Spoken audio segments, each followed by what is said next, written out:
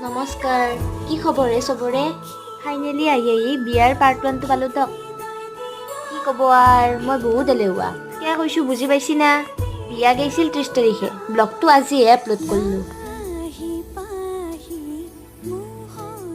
বেছি ভাগ মই দিনত ভিডিঅ' কৰিবই পাৰি গৈছো দক চাহ দিয়া ভাত খোৱা একলা ভিডিঅ'ই কৰা নহয়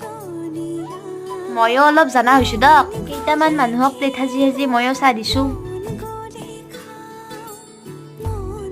আৰু এয়া কইনাক গা ধোৱা পৰ্ব চলিছে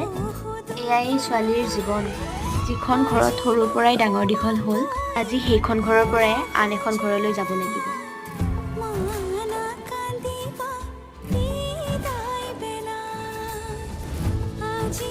এইজনীয়ে আমাৰ ধুনীয়া খুৰীজনী